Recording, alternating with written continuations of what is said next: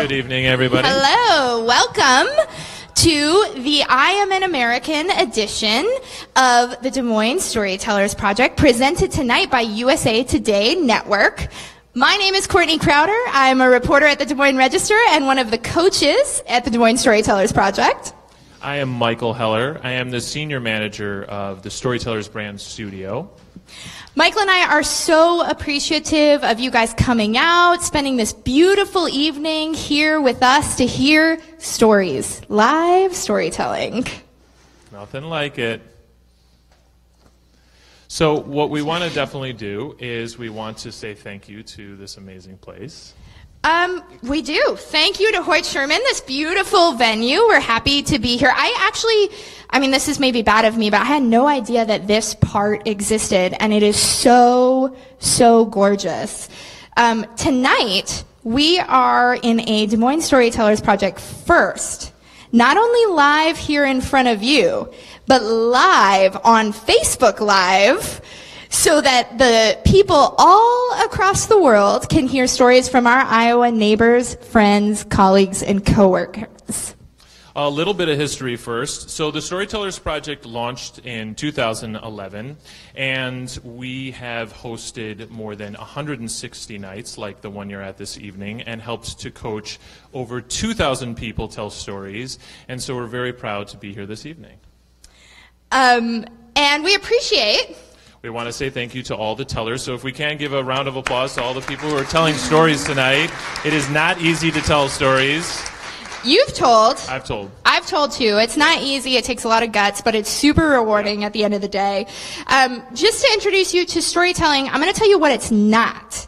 So tonight is not a TED Talk. It's not an educational discussion. It's not a PowerPoint. It's not Uncle Eddie getting a little too drunk at dinner. This is live storytelling coached and workshopped by a Des Moines Register journalist, and no one is trying to sell you anything. Exactly. What this is, just like my colleague said, is storytelling. And storytelling is predicated on a visit. And I know all of you know how to have a visit. You sit down and you open your hearts and your minds to giving your attention to someone you want to connect with.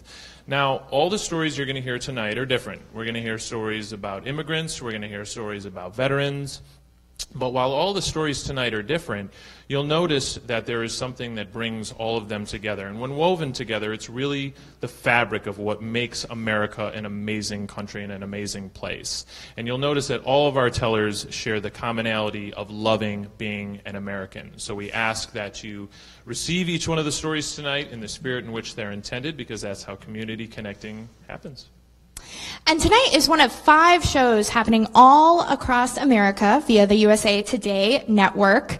And the point is to sort of take what Michael said, to harness the power of stories, harness that one-on-one or one-on-60 ability to tell a story about a person, to better understand what it means to be an American and what it means to live in this place we call America. Tonight we're going to celebrate our country's diversity by telling stories about the values that bind us together. Right, and tonight's event is part of a year-long series, I Am an American, and a bigger part of One Nation. And so One Nation is our attempt at USA Today to connect with new users and new listeners by following the stories of everyday Americans. We want to cover those stories. You can follow them at onenation.usatoday.com. You can also follow us and all the people out there who are doing so now on Facebook and Twitter and Instagram. You can even nominate an exceptional individual for one of the profiles on I Am an American, so we encourage all of you to do that as well. So why Des Moines? Out of everywhere in America, why did they choose to come to Des Moines, here in Iowa? Well, they chose to come to Des Moines because Iowa is quintessentially American. Iowa is a place where cornfields stretch to the horizon, the green ocean, as someone once told it to me. Iowa is a place where faith and family and Friday night lights are held dear. Iowa is a place where in its cities, it rivals any East or West Coast town in art, culture, and hipster coffee shops. And besides being the fastest growing city in the Midwest, Iowa has a pinnacle role in shaping the direction of our country with our First in the Nation caucuses. I don't know if you've heard about them. A little bit. Okay, good. Yeah. It's a place that reflects the country both in its past and its future and how we look to change, innovate, and move forward.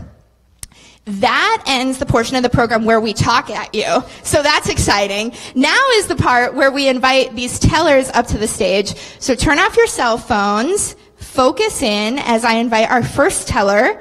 Alan Vaughan is a colleague of mine. He's the Consumer Experience Director for the Des Moines Register, but his story won't be about that at all. His story is about a transformative experience he had with a cassette tape. Welcome, Alan.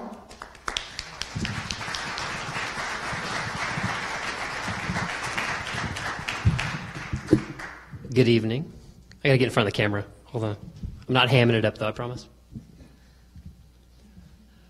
I'm from rural Missouri, a place where it took 4 small towns to even begin to think about creating a graduating class of about 50 kids. No stoplights anywhere in sight. And one year, our prom theme, it was "We Are Young Country." So when I proudly proclaimed my love for rap music, it is easy to see why I stood out. Stocking caps when it wasn't cold, cross-colors clothing, various assorted oversized athletic jerseys. And one day in junior high, I wore my clothes backwards. But I just wanted everybody to love it and experience what I felt. So as a member of the high school basketball team, I proudly volunteered to be the pregame DJ. So when we burst out of the tunnel to jump around by House of Pain, I was like, this is it. This is my moment. Everybody is going to come along with me. But it didn't work out so well. And I was quickly stripped of my duties. And we went back to Thunderstruck. I'll never forget the first time that I heard and saw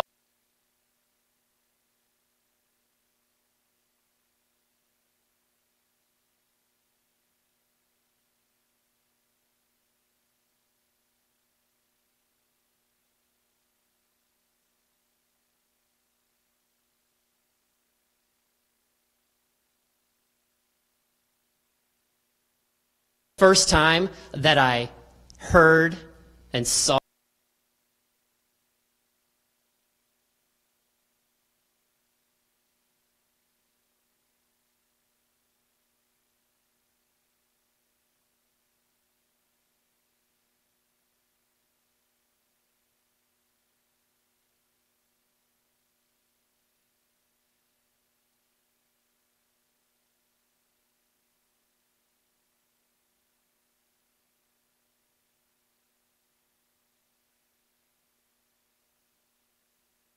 Now, over time, my taste evolved. I mean, eventually I found Snoop Dogg and A Tribe Called Quest, and my favorite, the Wu-Tang Clan. And then it moved on to Eminem and Atmosphere and Aesop Rock, and now it's all of them put together, plus modern acts like Kendrick Lamar and J. Cole and Run the Jewels. But what they all had in common is they opened me to new worlds, new words, and new perspectives. They essentially taught this skinny white kid a way that I could drip with swag. Okay? But it was through all of that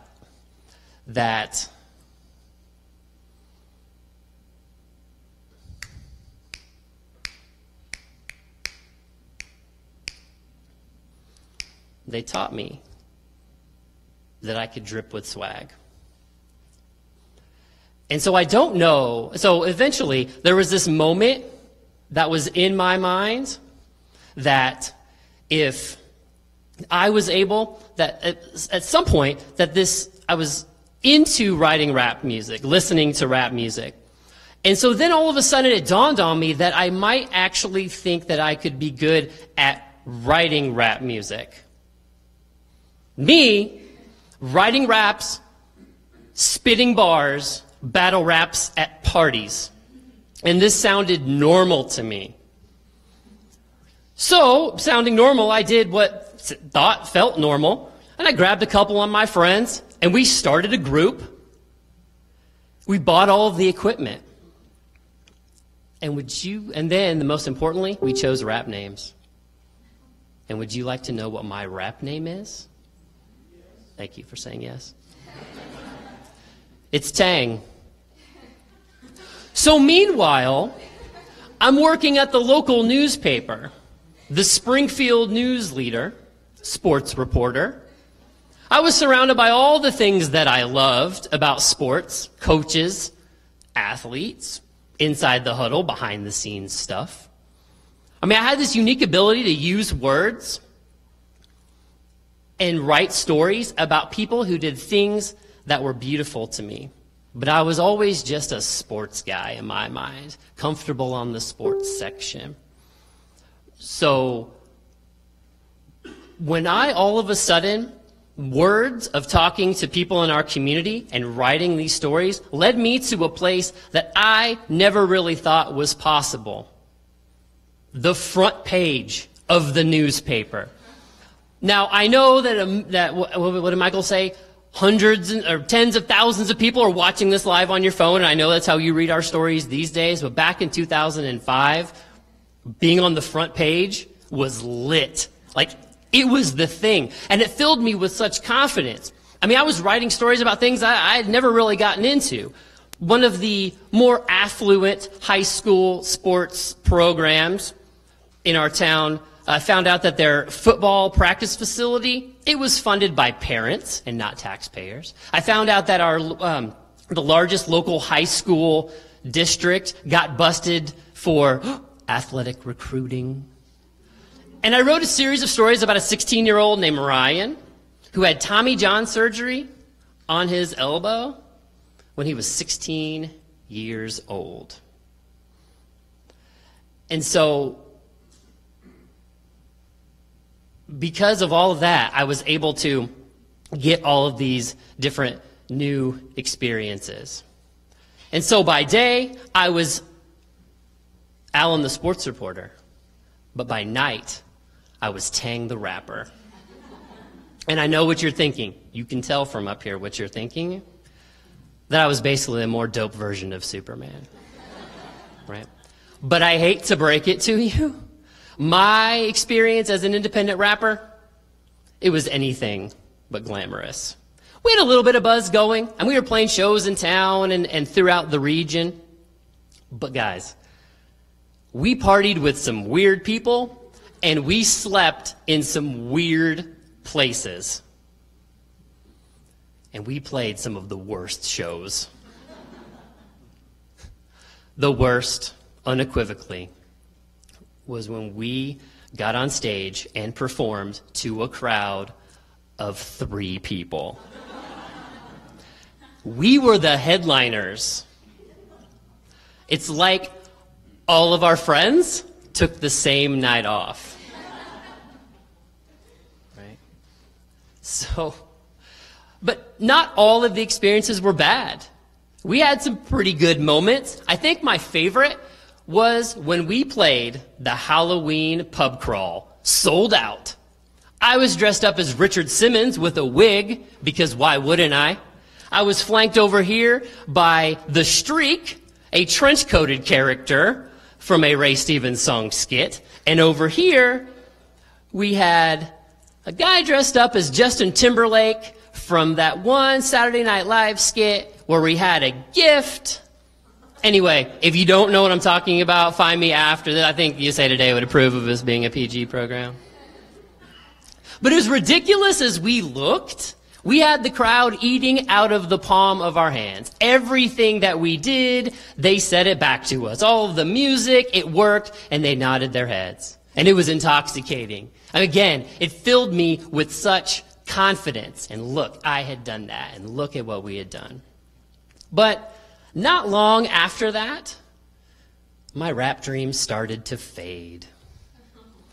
I got a little older, we all did. One of our members decided he needed to move, and that was it. And we'd always have the pub crawl, but it was really hard to let go. because this was such a forged piece of my identity. But it was in that moment of clarity that as one door closes and another one opens, that it dawns on me that words, they're the best. Look at all of these things that I have been able to do. And so, as rap was ending, journalism was starting to take off. Okay? And it dawned on me that all of these things that I was doing that I loved, I could still use words to throw things out into the universe. See, in rap, I was basically just making stuff up and hoping that it would stick. But with journalism, I could actually use the facts that were around me and maybe even transform the world that's around me. Because as a journalist, I do believe that it is words and not weapons that change minds. And so, yeah, I may have not turned into a rap superstar. But understand this, that whether at work and you see me as a sport coat and slacks, or if you see me on the weekend and I just look like a suburban dad from West Des Moines, that deep down inside, I am still that same kid that used play, stop, scribble down the words, and rewind to find his place in life. Thank you.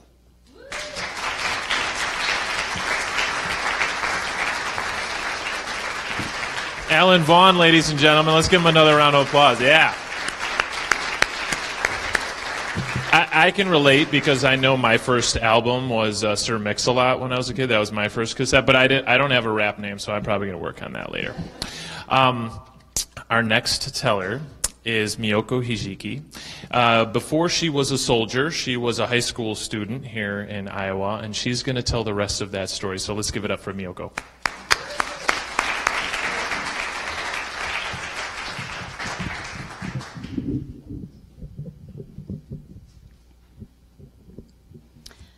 Well, I did want to get out of town. After all, the place I was born is probably best known for the birthplace of Captain Crunch cereal. And I can remember growing up when the wind was blowing just right, I could smell that sweet corn syrup on the breeze. But I needed money for college too, but it was really much more than that. See, I was about 3 months past my 18th birthday, and I had a big dream. To have a grand adventure, be part of a team, do something bigger than I could even imagine. And just like the Army commercials during the CBS Evening News with Dan Rather, I wanted to be all I can be. I wanted to be a soldier. What I didn't know was that I was going to become a female soldier. It was 1995. It was the year everything turned green for me.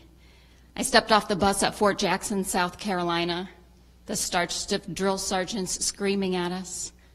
"What makes the green grass grow, privates?" they said. "Blood, drill sergeants," we responded. "Blood and guts makes the green grass grow." I pierced the tire in front of me with my bayonet, killing it, no doubt. And with it, my independence, my individuality, my race, my religion, my poverty. I was green now, they told me. That's all that mattered. How strong could I be on the team? Except when I heard, "Don't let that female soldier pass you by," on the morning runs when some of the men were falling out behind me. Or, "No female's going to finish this ruck march today," during our annual qualifications. Or, "Air Defense Artillery needs soldiers, not females," when they had just opened their ranks up to women, and I was only one of about 3.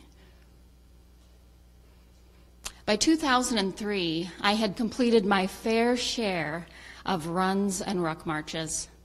I'd checked every box. I was as green as I could be, and it was time to put it to the test, the big show. It was the first year of the Iraq War. I was sleeping on the lawn of one of Saddam Hussein's palaces, getting ready to do a night patrol in the city of Ramadi. It was hot there then, and I'm not just talking about the temperature. My co-driver and I could hardly sleep at night waiting to go outside the gate. See, we were a formidable presence on the streets. We could keep the insurgents from burying roadside bombs in the darkness that would blow up our convoys during the daytime. We crept down the street. No one was supposed to be out. I'd like to think they were sleeping, but I really believe they were all awake watching us. A black Mercedes came around the corner. The lights were out. Something was definitely wrong. We chased it down the street, around the corner, down an alley, and it was a dead end. I looked up at the rooftops for the snipers. This is how it happens. This is how the ambush starts. With adrenaline surging, my hands were shaking. No power steering in my deuce-and-a-half cargo. I pulled the truck forward and forward and back, turning it around. The infantrymen had grabbed the men from the Mercedes. They were zip-tied and hooded, thrown in the back of the truck as our captive cargo, and we headed back into the gate, the safety of the wire. The platoon sergeant jumped out to find out what had happened, but before I could even answer, my co-driver piped up. I'm not driving with her anymore. I'm not getting killed over here because of some female soldier. As if he was the only one afraid to die. As if I had done anything but my part on the team. Well, about a year later, I caught my Freedom Bird home, a C-130, all the way back to America. It landed in Maine, and some of the people there must have heard an overseas flight was coming in. They didn't want it to land without any fanfare, so about 24 of them gathered. We walked down the tarmac, and in 2s and 3s on either side of the aisle, they stood there clapping. A couple American Legion hats, some flags. A gray-haired woman at the end, she had what looked like a red, white, and blue hand-knit sweater on. She held her cell phone out at me and said, "Here, call your mom. Tell her you made it home." Thank God, I thought. Thank God they cared. Thank God America was still here for me. I had an overwhelming sense of pride and gratitude and security in that moment. But it was hard to take with me. Back to Iowa State University, where I finished my degrees. Back to my suburban neighborhood, where I'm raising 2 daughters. Back to my civilian job, fully equipped with desk phones and laptops and meetings and deadlines that pass without anyone being hurt at all. Earlier this year, I was in my daughter's school. I had a question about school policy. I was talking with the staff. And on the walls, pictures of other parent soldiers in uniform. None of them female, of course, at least not that I noticed. Big bulletin board letters said, "We support the troops." But I can tell you in the conversation, I felt anything but supported. Now, I'm mission focused, so if I have a question or a problem, I go about it in a way to solve it. I ask some pretty direct and detailed questions. And if doing that is something that's valued for veterans, I wouldn't know it. I'm not a veteran, I'm a female veteran. And that's something altogether different, or at least that's what people keep trying to tell me. The school staff looked at me with skepticism, as if it was some unresolved PTSD talking and not just a concerned mom. So any chance I get to redefine the face and the faith for service members or veterans as something more than just male or female, I take it. Whether that's volunteering for a PTSD retreat, whether that's instructing a veteran writers course, running for public office, or standing here telling my story to strangers, I take it. See, all my military career, they told me I was just green. But the truth is, I'm something much more than that. I did get that grand adventure. And it's much more than I could have ever imagined. But I did become all I can be. I am an American. Thank you.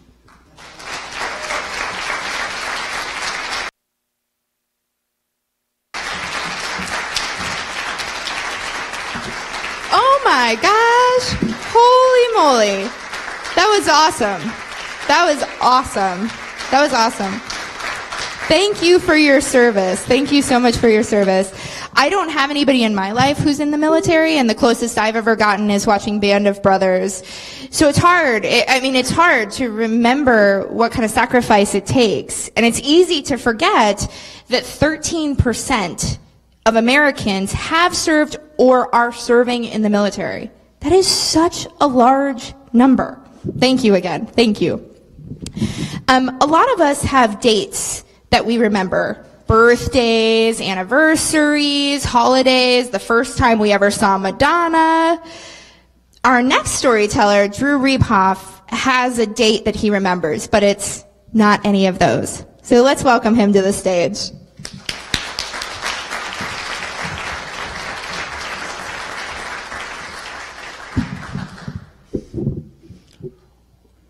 When I came out of the womb, I swear to share, I was leading a ticker tape parade.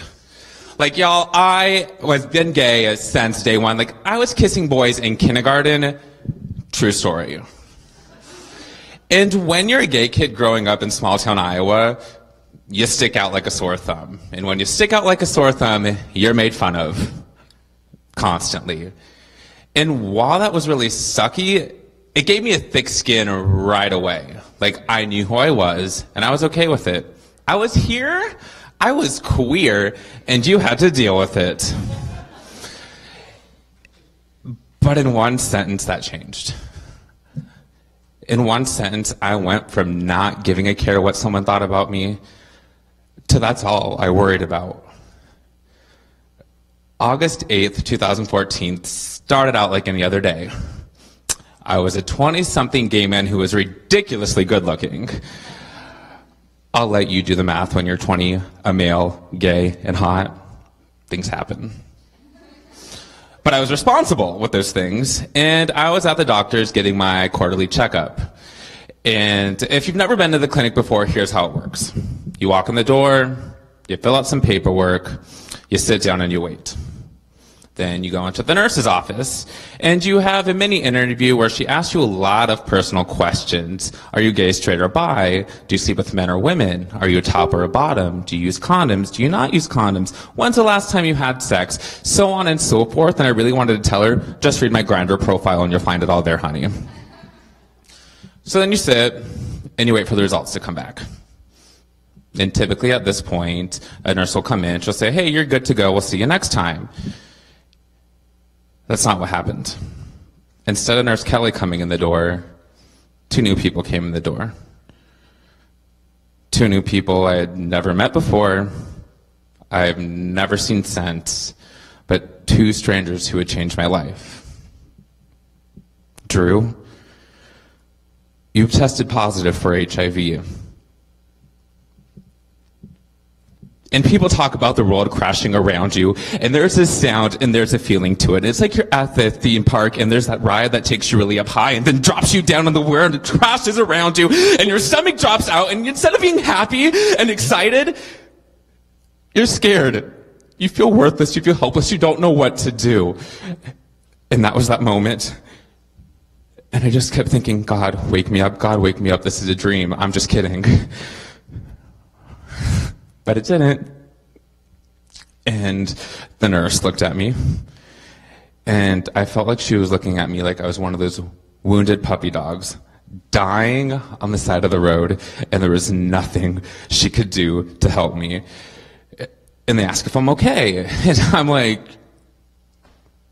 and they hand me a packet, and it includes a brochure that literally says, How to Live Happily with HIV. And I make my way back to my car, and I lose it. And it is that gut-wrenching, bawling, I don't know what the F to do with my life right now because I am so screwed moment. Because I was a kid who grew up in the 90s. I grew up at the end of the AIDS epidemic. And to me, HIV was a death sentence. I was screwed. And I didn't know what to do. I remember I felt worthless and like trash because if I had HIV, who else knew what I had? And I was damaged goods. No one was going to love me. The world was done with me. And I had always told myself that I'd rather kill myself than tell anyone I had HIV.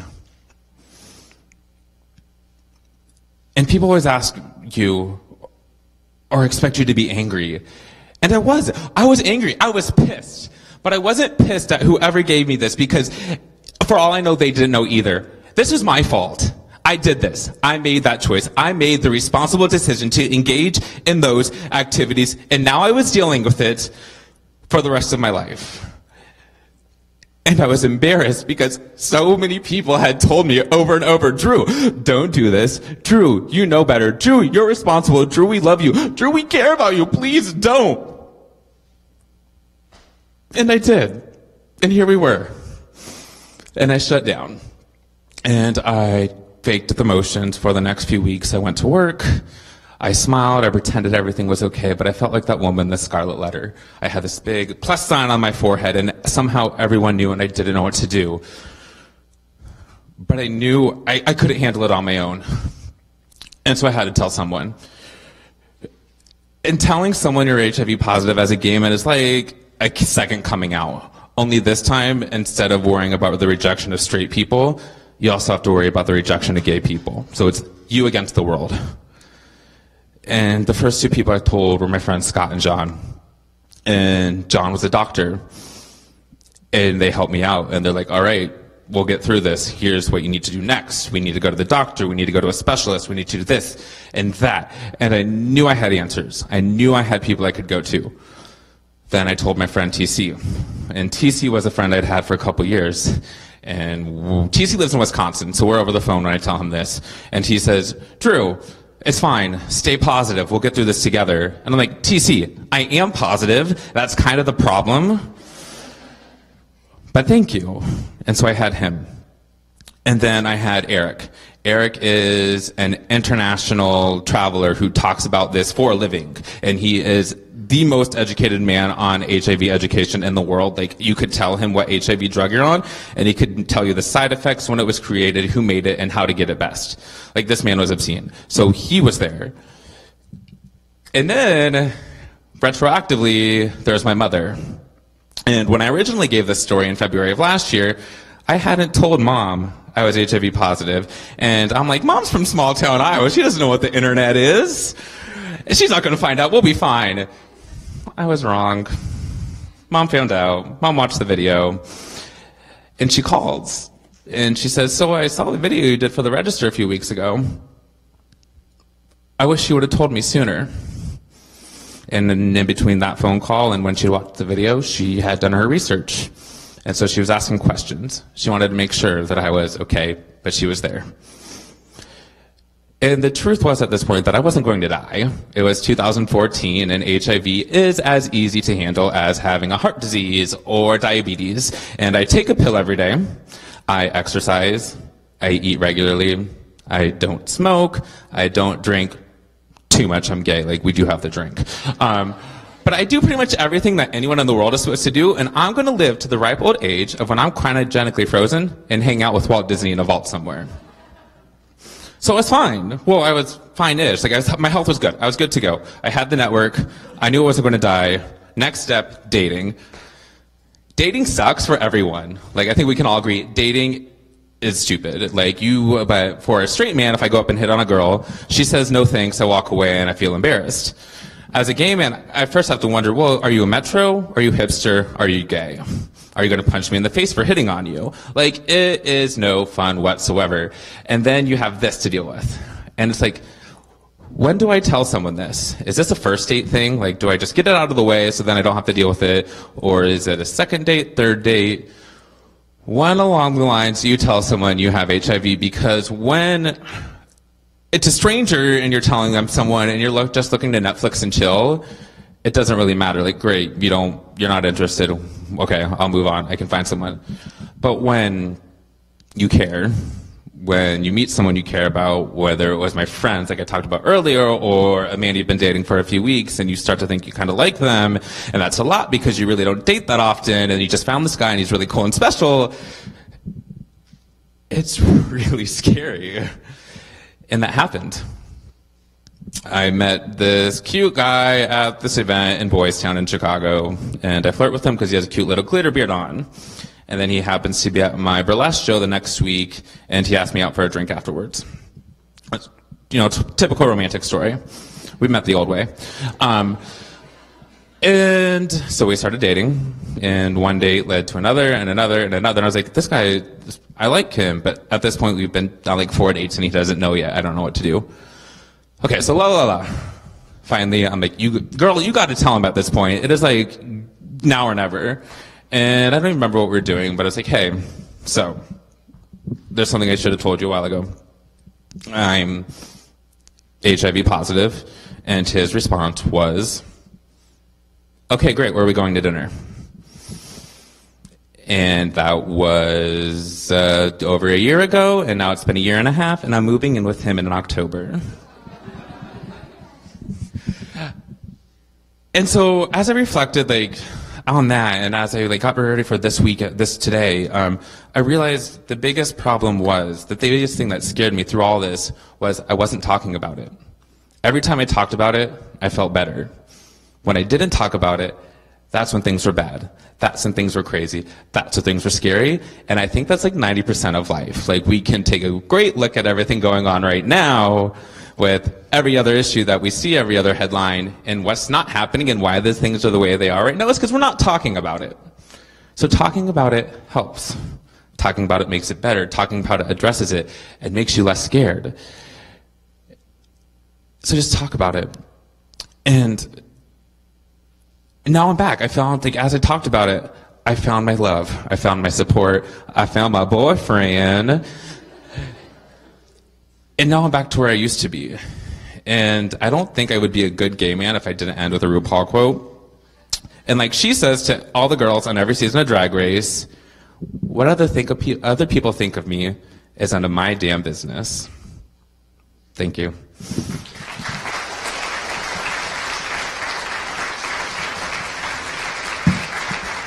One more round of applause for Drew. That was great. Drew, thank you.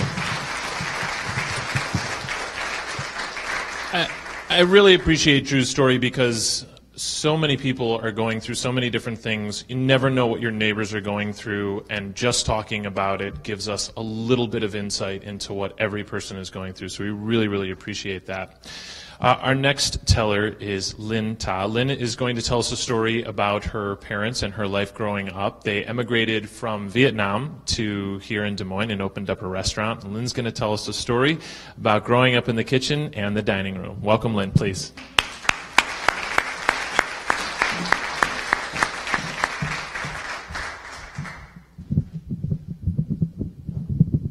Shorten that a little bit. There we go.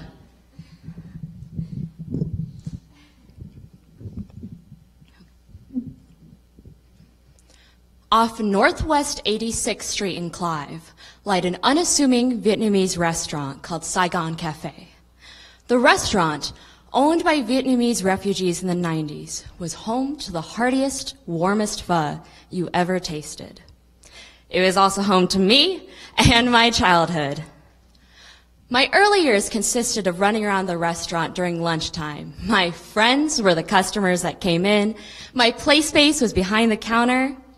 Before a waiter would have a chance to clear off a table, I would sneak bites of leftover food, making the grave mistake one time of mixing in sriracha and hot mustard. I would peel carrots with my dad back in the kitchen, and I would doodle on Chinese zodiac placemats. This was my life. I was a fun-loving, food-chowing kid that loved nothing more than hanging out with customers and just being all around goofy. But when I started going to Jordan Creek Elementary in West Des Moines, I quickly realized that my childhood wasn't like others. And, of course, I learned that lesson in the lunchroom. I was sitting in a loud gymnasium at the table, chatting it up first grade style during lunch. The question was asked, what is your favorite food? Well, everyone shared their love of chicken nuggets and pizza and McDonald's infamous fries. I shared my love of pho and my favorite topping at that time, squid. Of course, there was a resounding ew at the table. Kids told me that I should like better foods like macaroni and cheese and chicken nuggets. As I tried to share more foods that I loved from my parents' restaurant, the "yous" just grew louder until I stopped talking. At that moment, insulting the food that I loved was more than just that. It was an insult to me, my parents' livelihood, everything that I knew. I became embarrassed of my parents' restaurant, and it led to me becoming embarrassed about being Vietnamese. Over the years, I would just ask my parents for $5 so I could go to the Wendy's next door and get a cheeseburger and fries. What I first learned to love not only grew to hate, but a hatred of myself. In the 4th grade, as I walked through the empty hallways with my best friend, I suddenly stopped and started crying. She asked, "What's wrong?" And I told her. There was nothing more that I wanted than to be white and blonde. Suddenly, it was my 12th birthday. I had this awesome video game party planned at the Family Fun Center, but my parents had just one request. Could we do food and cake at the restaurant instead of there? I tried to change their mind, but they were set. After all, it just made sense. I mean, why would they pay for food when we could have it for free at the restaurant? So I begrudgingly agreed, and the party was set. The first dish that was brought out was egg drop soup, my absolute favorite. My dad liked to put little bits of corn in it that just gave it the sweet taste that other restaurants didn't have. Across from me, my friend was suspiciously lifting and dropping the egg in her soup, not bringing it to her lips. She turned to me and asked, "Is this toilet paper?" I kept it in and told her no. Despite my parents' best efforts, she didn't eat anything. We finished our meal and had a good time at the Family Fun Center, but that was my breaking point. I was sick of being different. I was sick of being Asian. I vowed never to bring anybody to my parents' restaurant ever again. And that's what I did. Eventually, when they sold the restaurant, it crushed me inside, but I didn't tell a single soul. When I was in high school, they bought a Chinese restaurant in Grimes, and I chose to work at Chick-fil-A instead. When my friends would ask to go to my parents' restaurant, I diverted them to chicken sandwiches and fries. Eventually, they sold that restaurant too, and I never brought a single soul there. But then, for the first time since my childhood and entering the public school system, I met another Vietnamese girl, same age, same grade. She had eaten at my parents' restaurant and told me about slurping pho on the weekends with her siblings. She introduced me to a Chinese friend who introduced me to another friend. Growing up in West Des Moines, I was mostly surrounded by white people, but suddenly I had this group of people who could understand the angst that I went through, that the grief that I felt inside, who could laugh when I told them about the cruel comments people would make about my looks and my culture. If you have ever felt ostracized or marginalized, or just like you don't fit in, if you have ever felt like you're alone, and not just alone, but really alone, like you're in a room full of people and you can reach out your arm and they're right there at the tips of your fingers, but you can't grasp on, and you know logically in your head that they're all around you, but inside you just feel like an empty speck, then you know how I felt when I was no longer a speck, but a human. We had a name for ourselves. The Asian Mafia.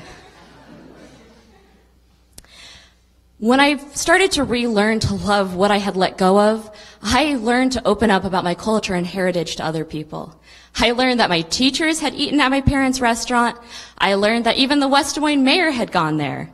I learned that even my non-Asian classmates would go there on their weekends for fried rice and egg rolls. It's embarrassing now to think about how embarrassed I was back then about being different. Because Being different is what makes us unique. It's what makes me, me, and you, you. I recently went by the restaurant. The people who bought it after my parents sold it. The Wendy's next door is no longer there, and the Ryan's across the street is vacated. It's now a Mexican restaurant called Nacho Tequilas. It's a place that I assume specializes in nachos and tequila. I'll admit, at first, I was a little crushed. I mean, I had gone through all of this internal angst and learning, and to see that this space was no longer there. But I realized it's my friends, my family, and the food that have made me who I am today, and it is not the physical space. And now, I have a new margarita place. Thank you.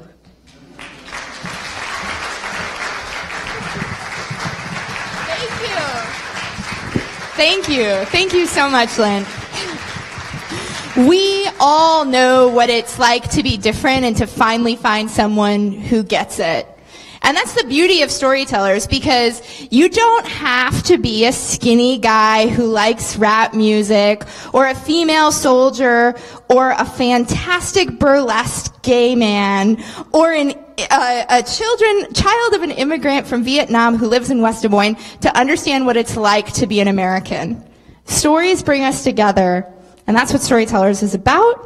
Really quickly, let me pimp our next Storytellers, which is happening on Thursday. You're going to hear tales of champions, underdogs, stories of winning, losing, and overcoming in the face of challenge. We hope to see you there. Find me afterwards. I can tell you a little bit more about it. I would like to welcome back up our Storytellers really quickly to take a bow. Yeah, come on back up. Because they were just awesome.